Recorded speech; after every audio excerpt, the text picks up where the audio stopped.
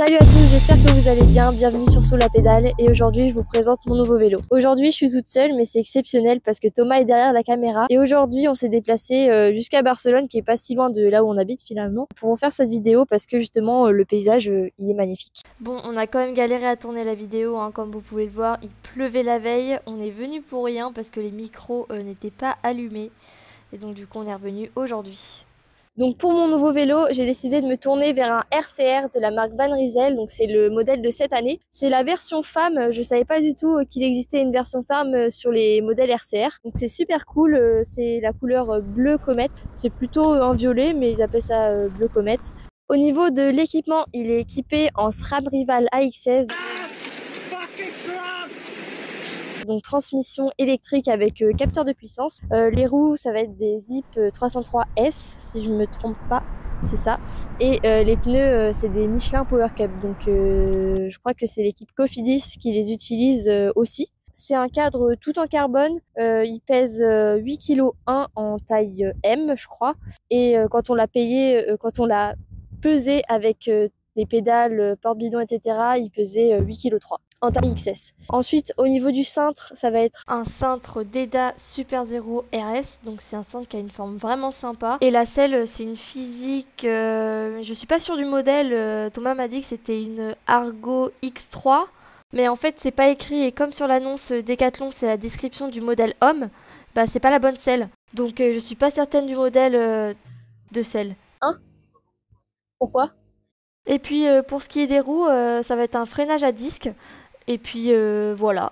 J'ai décidé de changer de vélo parce que ça fait 2 ans que je roule maintenant et j'ai assez progressé. Et j'avais envie de passer à la gamme au-dessus, passer sur un vélo en carbone. Et puis pour ce qui est de la transmission électrique, c'était un peu une option. Mais voilà, j'aurais pas été déçue si j'avais une transmission mécanique. Mais c'était surtout aussi pour passer sur des freins à disque parce que comme on est à la montagne, il faut avoir le bon matériel. J'avoue qu'en patin, j'étais pas très sereine. Comme par hasard. Comme par hasard. Mais donc voilà, j'avais vraiment envie de passer à la gamme supérieure. Oh, le soleil, il est parti là. Ce qui est intéressant aussi sur ce vélo, ça va être sa géométrie. Vraiment, c'est un vélo qui est qualifié de polyvalent. Donc, il a une géométrie qui est plutôt sympa, je trouve, assez aéro. Voilà, donc c'est un point que j'aime bien aussi. Concernant mon ancien vélo, pour que vous voyez un peu le cap que j'ai passé en achetant un nouveau vélo, donc j'avais le Lapierre Sensium 2.0, le modèle femme. Donc il pesait 10 kg, mais on a changé la transmission et les roues, donc il arrivait à peu près 9 kg. Il était équipé d'origine en Shimano Sora à 9 vitesses. Là on est sur du 12 vitesses quand même. Et après on avait changé, on avait mis du Shimano 105 mécanique 11 vitesses. Donc déjà c'était un peu mieux. Et on avait mis des roues carbone aussi. Donc c'est pour ça qu'on a perdu quasiment 1 kg avec aussi le cintre qu'on avait changé. On avait mis un cintre en carbone. Sur mon ancien Lapierre, le cadre était tout en alu, sauf la fourche. Et du coup, bon, avec les roues et le cintre, ça changeait un peu. Enfin, surtout les roues, ça faisait vraiment la différence. Mais voilà, le cadre était quand même en alu et il était un peu plus lourd. Comme par hasard, comme par hasard. Oui, comme par hasard. Ouais. Grosse différence aussi, c'est qu'avant j'étais en patin. Là, vraiment, ça change la vie d'être en frein à disque. Donc maintenant, on va passer au point fort du vélo. En fait, le vélo en lui-même, c'est un point fort. Donc c'est un peu difficile de dire exactement ce qui va. C'est important de savoir à quoi servent, enfin, qu'est-ce que...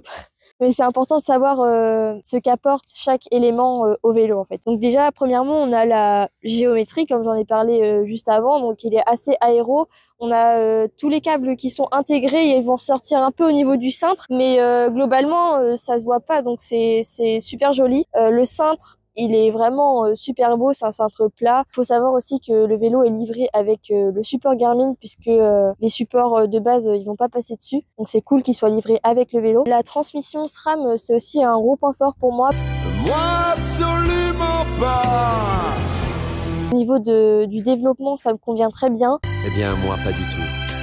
On est sur du 10-36 à l'arrière et du 48-35 à l'avant. Donc ça me permet d'être plus à l'aise dans les forts pourcentages et de pouvoir aussi pédaler dans les descentes et de m'amuser un peu plus. Ensuite, ce qui peut être un avantage pour moi, vu que avant j'avais mon petit Lapierre en alu, c'est la tige de selle qui est profilée, puisque avant moi j'avais une tige de selle ronde. Et donc là j'ai plus ce problème de me dire ma selle est droite, ma selle est pas droite. Je sais que j'avais roulé un bon moment avec la selle pas droite. Donc bon, ça peut poser problème et ça peut créer quelques blessures des fois. Sinon, Les roues, c'est plutôt un point fort lorsqu'on est sur du plat. C'est aussi pas mal en montée, mais c'est vrai que quand il y a un peu de vent, ça peut être un petit peu compliqué. Donc c'est vrai que l'aérodynamisme, il a assez bien été travaillé sur ce vélo, malgré que ce soit pas le vélo aéro de la gamme Van Rysel, puisque c'est le FCR, donc celui que Thomas a. Et puis la forme du cadre est vraiment aéro là pour le coup, et puis il y a rien qui dépasse, aucun câble, c'est vraiment le vélo aéro. Lui, il est plus polyvalent et c'est vraiment le cas. Le gros point fort aussi, du coup, c'est le capteur de puissance intégré. Tous ces éléments là pour seulement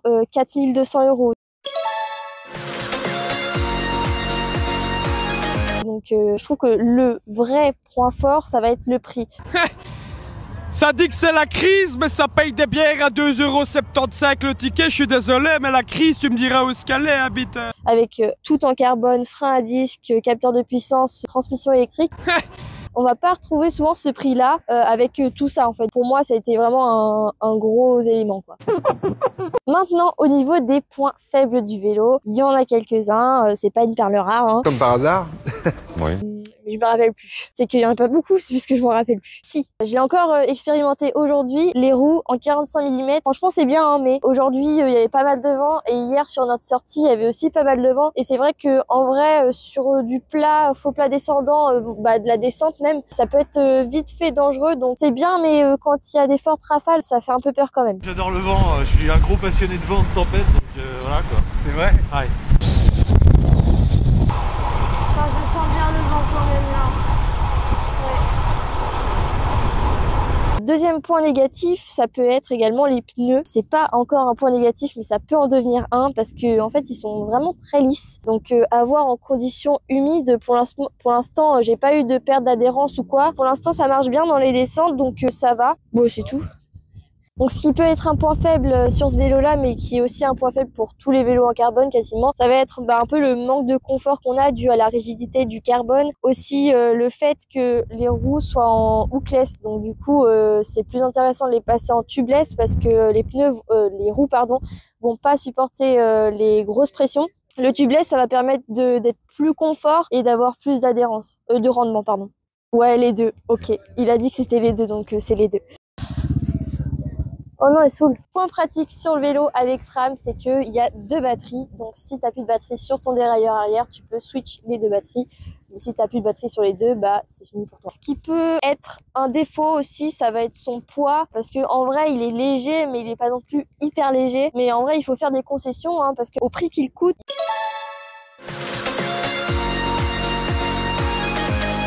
on peut faire cette concession là. Ce qui joue aussi sur le poids, ça va être la transmission. Un SRAM est assez lourd, donc il y a une différence de 200 grammes entre le SRAM Rival AXS et le Shimano 105 Di2. Et il va y avoir une différence de 800 grammes, ce qui est énorme, mais là pour le coup c'est la gamme au-dessus entre ce groupe là et le Shimano Ultegra Di2. Un petit point décevant aussi sur le vélo, vous allez me dire il y a plein de points négatifs, mais en vrai non, hein, c'est juste des mini détails. Si vraiment on veut chipoter, on trouve. C'est pas du tout ça qui va m'empêcher d'acheter le vélo, hein. Vraiment sur le général, il est vraiment super bien. Ça va être le bruit de la roue libre. C'est vrai qu'on aime bien quand le vélo fait beaucoup de bruit. Là pour le coup, il va être tout timide, mais bon, écoute, il est discret, c'est comme ça.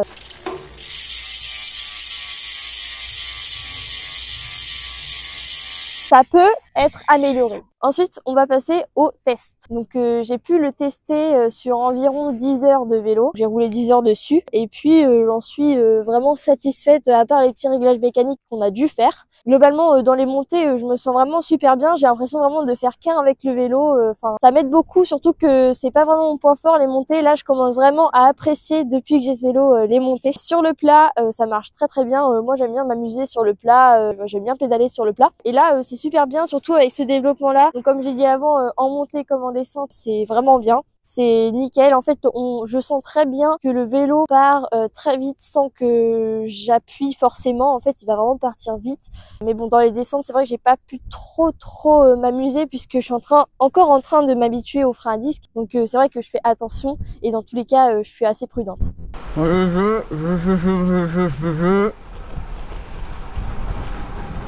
Je l'ai pas précisé, mais la selle elle me fait vraiment mal, hein. Je sais pas si c'est le modèle qui me convient pas ou quoi, mais vraiment là sur 10 heures de vélo, j'ai vraiment souffert. Ça fait quand même mal au cul, hein.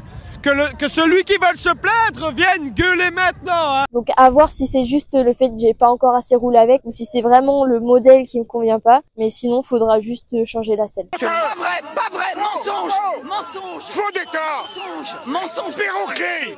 Donc voilà, je crois que j'ai à peu près tout dit sur ce vélo. Donc voilà, je suis vraiment très contente de l'avoir acheté, hein. Je pense que c'est vraiment le vélo qu'il me fallait. Il y a vraiment tous les éléments que je cherchais sur mon prochain vélo en fait. Je pense que j'ai vraiment passé un cap par rapport à mon Lapierre et que ça va vraiment m'aider sur toutes les cyclosportives qu'on va faire. J'avais vraiment besoin d'avoir un vélo qui était adapté à la pratique que j'allais avoir. Donc voilà, si cette vidéo vous a plu, n'hésitez pas à la liker. Si vous avez des questions sur le vélo, si vous l'avez déjà ou si vous l'avez essayé ou si vous voulez l'acheter, n'hésitez pas, l'espace des commentaires est fait pour ça. Et puis sinon, n'hésitez pas à vous abonner, c'est gratuit ça coûte vraiment moins cher que le vélo pour le coup. On se retrouve sûrement la semaine prochaine pour une vidéo sur une cyclo de 140 bornes, ce sera à Calais. Et donc là, j'aurai l'occasion de tester mon vélo sur du très long.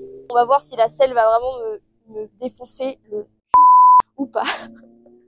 Et donc on se quitte sur ce très beau coucher de soleil parce qu'on a eu le temps de voir le soleil se coucher tellement on a mis de temps. C'est un beau vélo, hein, vous trouvez pas?